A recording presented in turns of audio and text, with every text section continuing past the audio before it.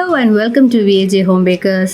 இன்னைக்கு வீடியோல dark colour icing whipped cream use பண்ணி எப்படி செய்யலாங்கிறத பார்க்கலாம். ஸோ வீடியோவை மறக்காம லைக் பண்ணுங்க, கமெண்ட் பண்ணுங்க. என்னோட வீடியோவை சேனலை சப்ஸ்கிரைப் பண்ணாம பார்த்துட்டு இருக்கீங்கன்னா சப்ஸ்கிரைப் பண்ணி சப்போர்ட் பண்ணுங்க. வாங்க வீடியோக்குள்ள போகலாம். இப்போ பொதுவாகவே ஐசிங் செய்யும்போது லைட் கலர்ஸ், அதாவது பிங்க், எல்லோ இந்த மாதிரி கலர்ஸ் செய்யும்போது நமக்கு எந்த ப்ராப்ளமும் இல்லை. ஈஸியாக ஒரு 2 drops ஜெல் கலர்ஸ் ஆட் பண்ணும்போதே நமக்கு நினைக்கிற கலர் வந்துடும். பட் அதுவே டார்க் கலர்ஸ், அதாவது ரெட்டு, பிளாக், ப்ளூ இந்த கலர்ஸ் வந்து நமக்கு டார்க்காக தேவை அப்படின்னா நிறைய டிஃபிகல்ட்டிஸ் இருக்குது சரிதானே ஐசிங் செய்கிறதுக்கு. இப்போ நம்ம ரொம்ப டார்க் கலர்லேயே ஐசிங் செய்யணும் அப்படின்னா க்ரீமில் ஜெல் கலர் கொஞ்சம் அளவுக்கு அதிகமாக சேர்க்க வேண்டியது இருக்கும். ஸோ அப்படி சேர்க்குற டைமில் க்ரீமோட கன்சிஸ்டன்சி வந்து லூஸ் ஆகிறதுக்கு சான்சஸ் இருக்குது. அதே மாதிரியே க்ரீமோட டேஸ்ட் டிஃப்ரென்ஸ் வர்றதுக்கு சான்சஸ் இருக்குது. அது மட்டும் இல்லை, இப்போ நான் சொன்னது ரெட்டு, ப்ளூ, பிளாக் இந்த கலர்ஸ் நம்ம எவ்வளவு தான் ஜெல் கலர் ஆட் பண்ணாலும் டார்க் கலர் கிடைக்கவே செய்யாது. இப்போ இந்த வீடியோவில் நான் ஒரு சிம்பிள் டெக்னிக் சொல்ல போகிறேன். என்னோட வாட்ஸ்அப் ஸ்டேட்டஸ்லையும் இன்ஸ்டாகிராம்லையும் இந்த கேக் ஃபோட்டோஸ் போஸ்ட் பண்ண போது நிறைய பேர் பர்சனலாக மெசேஜ் பண்ணி கேட்டிருந்தீங்க அது எப்படி டார்க் கலர் செய்கிறதுன்னு. ஸோ ஆல்ரெடி ரெடி பண்ணி வச்சு ரொம்ப நாள் ஆயிடுச்சு, இப்போ தான் டைம் கிடச்சிது போஸ்ட் பண்ணுறதுக்கு. ஸோ உங்களுக்கு கஸ்டமைஸ்டு கேக்கு டார்க் கலர்ஸில் ஆர்டர் கிடச்சிதுன்னா எந்த ஒரு பயமும் தயக்கமும் இல்லாமல் இந்த மெத்தட் யூஸ் பண்ணி செய்யலாம். ஸோ அது என்னங்கிறது இப்போ பார்க்கலாம். இந்த கேக் பார்த்தீங்கன்னா 1 kg கேக்கு. இதை நான் 2 6-inch டின்லேயே பேக் பண்ணி டாலாக செய்து எடுத்திருக்கேன். இதில் தான் உங்களுக்கு ரெட் கலர் ஐசிங் செய்து காமிக்க போகிறேன். இது பார்த்தீங்கன்னா சாக்லேட் கேக்கு.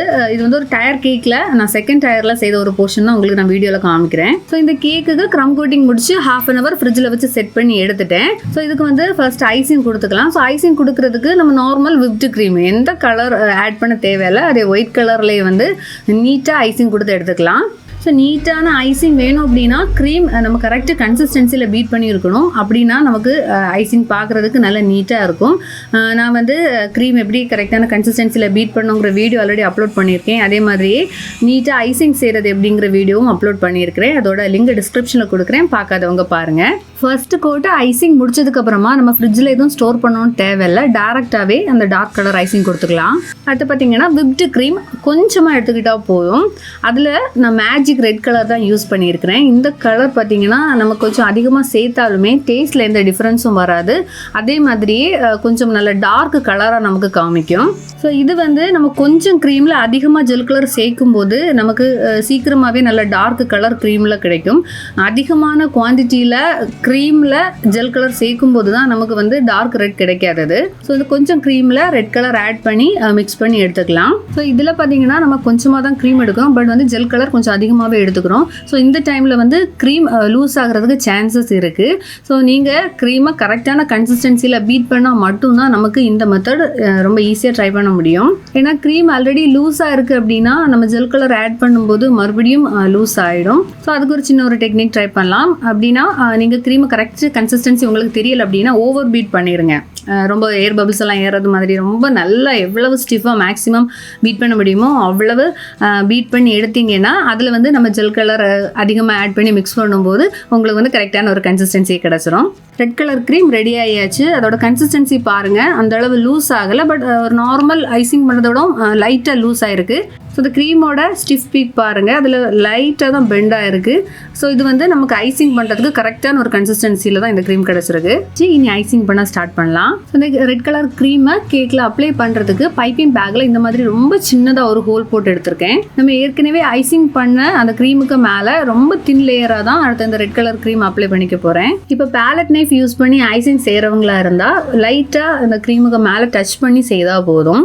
இப்போ உங்களுக்கு என்ன ஒரு டவுட்டு வரலாம், ஒயிட்டு க்ரீமுக்கு மேலே நம்ம ரெட்டு கொடுத்து மறுபடியும் ஐசிங் செய்யும் போது ஒயிட்டும் ரெட்டும் மிக்ஸ் ஆகாத, மிக்ஸ் ஆனால் 2 கலரும் கூட சேரும்போது அது அந்த ஒரு நீட்னஸ் போயிடும் இல்லையா அப்படின்னு. அப்படி உங்களுக்கு டவுட் இருந்துச்சு அப்படின்னா நீங்கள் உள்ளால் கொடுக்குற கலரும் வந்து லைட்டாக ரெட் கலர், இப்போ நம்ம நார்மலாக ரெட் ஜெல் கலர் ஆட் பண்ண என்ன கலர் கிடைக்கும் அந்த கலர்லேயே நீங்கள் ஐசிங் செய்துட்டு அதுக்கு மேலே இந்த மாதிரி டார்க்காக இந்த ஒரு தின் லேயரில் ஐசிங் செய்துக்கோங்க. இதுக்கு முன்னாடி நான் வேறொரு வீடியோ அப்லோட் பண்ணியிருந்தேன், இந்த மாதிரி டார்க் கலர் வந்து எப்படி கொடுக்கலாம் அப்படின்னு. நான் அதோட லிங்கையும் டிஸ்கிரிப்ஷனில் கொடுக்குறேன். அந்த மெத்தட் ஈஸியாக இருக்குது அப்படிங்கிறவங்க அதை நீங்கள் ட்ரை பண்ணிக்கலாம். ஸோ இந்த டார்க் ரெட் கலர் க்ரீமை பைப்பிங் பேக் யூஸ் பண்ணி ரொம்ப தின் லேயராக கேக் ஃபுல்லாக அப்ளை பண்ணதுக்கப்புறமா மறுபடியும் நம்ம ஐசிங் சார் அதே ப்ரொசீஜர் செய்தால் போதும். பேலட் நைஃப் வச்சுட்டு ஈவனாக எல்லா இடத்துலையும் ஸ்ப்ரெட் பண்ணிக்கலாம். அப்புறமா ஸ்க்ராப்பரை வெர்டிகலாக பிடிச்சிட்டு நம்ம டர்ன் டேபிளை ரொட்டேட் பண்ணி ரொம்ப ஸ்லோவாக பண்ணிக்கணும். ரொம்ப அழுத்தம் கொடுத்தோம் அப்படின்னா ஸ்க்ராப்பர் வந்து உள்ளே போய் அதுக்கு உள்ளே நம்ம கொடுத்துருக்குறோம் இல்லையா ஃபர்ஸ்ட்டு கோட்டிங் ஒயிட் கலர் க்ரீமில் ஆயிடுச்சு அப்படின்னா அது வெளியில் எக்ஸ்போஸ் ஆகும். ஸோ மறுபடியும் அதுக்கு மேலே க்ரீம் அப்ளை பண்ணி என்ன சொல்கிறது 1க்கு 2 வேலை ஆகிடும். ஸோ அதனால் நம்ம ஃபஸ்ட்டு செய்யும்போதே கொஞ்சம் கேர்ஃபுல்லாக செய்தோம் அப்படின்னா ஈஸியாக குயிக்காக வேலையை முடிச்சிடலாம். இப்போ உங்களுக்கு வேற ஒரு டவுட்டு வரலாம். இப்படி இந்த மாதிரி நம்ம டார்க்காக செய்யும்போது நம்ம கையில் அப்புறம் சாப்பிடும்போது வாயிலெல்லாம் ஸ்டிக்கி ஆகாது அப்படின்னு. இப்போ நம்ம நார்மலாகவே டார்க் கலரில் ஐசிங் செய்யும்போது இந்த ஸ்டிக்கி ஆகிற ஒரு ப்ராப்ளம் வரதுண்டு. அது எப்படின்னு பார்த்தீங்கன்னா இப்போ நம்ம நிறைய ஜெல் கலர் ஆட் பண்ணுவோம். பட் வந்து இந்த அளவு டார்க் கலர் தெரியவும் செய்யாது. பட் க்ரீம் டச் பண்ணால் அது ஸ்டிக்கி ஆகவும் செய்யும்.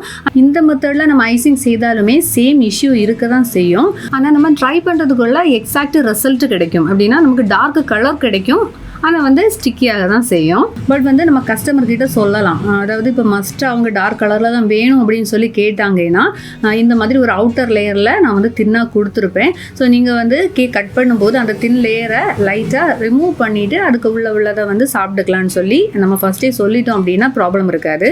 நான் ஏற்கனவே வீடியோஸில் சொன்னது மாதிரி நம்மக்கிட்ட கஸ்டமர் ஒரு மாடல் கொடுத்து இதே மாதிரி வேணும்னு கேட்டாங்கன்னா எக்ஸாக்டாக சேம் மாடல் செய்து கொடுக்க ட்ரை பண்ணுங்கள்.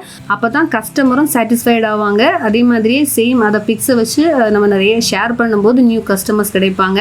கண்டினியூஸ் ஆர்டர்ஸ் நமக்கு கிடைக்கும். நான் ஏற்கனவே சொன்னது மாதிரி கஸ்டமர்கிட்ட இதில் உள்ள டிஃபிகல்ட்டிஸ் நம்ம சொல்லி கொடுக்கும்போது அவங்கக்கிட்டேருந்து நமக்கு ஒரு பேட் இம்ப்ரெஷன் வராது. அப்படி இல்லாத பட்சத்தில் நம்ம கொடுத்து அவங்க கட் பண்ணும்போது கையில் வாயிலெல்லாம் ஸ்டிக்கி ஆகிடுச்சுன்னா நம்ம மேலே ஒரு நெகட்டிவ் இம்ப்ரெஷன் அவங்களுக்கும் வந்துடும். ஸோ அவங்க வேறு யாராவது தெரிஞ்சவங்க கிட்ட கூட இல்லை அங்கே கொடுக்க வேண்டாம், இந்த மாதிரி ஒரு கேக்கு செய்து கேட்டிருந்தேன், அது ஃபுல்லாக கலர் கையில் வாயிலெல்லாம் ஆகிடுச்சு, கேக்கு சாப்பிடவே முடியாமல் இருந்துச்சு அப்படிங்கிற மாதிரி ஆகிடும். ஸோ கஸ்டமர்கிட்ட கொடுக்கும்போது தெளிவாக சொல்லி கொடுங்க. ஏன்னா அதுக்கப்புறமா அவங்க சொல்லலாம், நீங்கள் ஃபஸ்ட்டே சொல்லியிருந்தீங்கன்னா நான் கேக்கு மாடல் வேறு கொடுத்துருந்துருப்பேன், இந்த மாதிரி ப்ராப்ளம் வந்திருக்காது இல்லையா அப்படின்னு சொல்லி நம்மளை தான் ப்ளேம் பண்ணுவாங்க. ஸோ இந்த மாதிரி டார்க் கலர் ஆர்டர்ஸ் எடுக்கும்போது கொஞ்சம் கேர்ஃபுல்லாக இருந்துக்கோங்க. எனக்கு இந்த ஆர்டர் கிடைச்ச போது நான் கஸ்டமர்கிட்ட சொல்லியிருந்தேன், இது வந்து கையில் வாயில் எல்லாமே படும், நான் வந்து லைட் ஒரு ஸ்கின் லேயர் மாதிரி தான் நான் கொடுத்துருப்பேன், உங்களுக்கு ப்ராப்ளம் இல்லைன்னா இந்த மாடலில் செய்கிறேன், அப்படி இல்லைனா வந்து லைட் கலர் ஜஸ்ட் ரெட்டுன்னு மட்டும்தான் தெரியும், நான் வந்து இந்த மாதிரி டார்க்காலாம் வராது அப்படி தான் செய்வேன்னு சொல்லியிருந்தேன். அவங்க வந்து ப்ராப்ளம் இல்லை பண்ணுங்கன்னு சொன்னதுனால தான் இந்த மாதிரி மாடல் பண்ணியிருந்தேன். இந்த மாதிரி டார்க் கலர்லையா நமக்கு கேக்கு செய்கிறதுக்கு வந்து நான் ஃபர்ஸ்ட்டு ஏற்கனவே சொன்ன மாதிரி ஒரு வீடியோ அப்லோட் பண்ணியிருந்தேன். இது வந்து ஒரு செகண்ட் மெத்தட். இன்னும் வேறு ஒரு சில மெத்தட்ஸ் யூஸ் பண்ணியும் நம்ம கேக்கில் டார்க் கலர் கொண்டு வரலாம். ஸோ நான் வேறு ஒரு மெத்தடில் இந்த மாதிரி டார்க் கலர் எப்படி செய்யலாங்கிறது வீடியோ ஆல்ரெடி ரெக்கார்ட் பண்ணி வச்சுருக்கிறேன். டைம் கிடைக்கும் போது நான் கண்டிப்பாக போஸ்ட் பண்ணுறேன். ஸோ இன்னொரு மெத்தட் வந்து எல்லாருக்கும் தெரிஞ்சதான் ஏர் ப்ரஷ் டெக்னிக்கு. அதுவும் நான் இப்போ வச்சு நான் செய்தேன் அப்படின்னா நான் வீடியோ ரெக்கார்ட் பண்ணி கண்டிப்பாக உங்களுக்கு தான் அதை அப்லோட் பண்ணுறேன். ஸோ இந்த மாதிரி டார்க் கலர் ஐசிங் செய்கிறதுக்கு நிறைய வாட்டி ட்ரை பண்ணி ஃபெயில் ஆகிருப்பீங்க அப்படிதானா?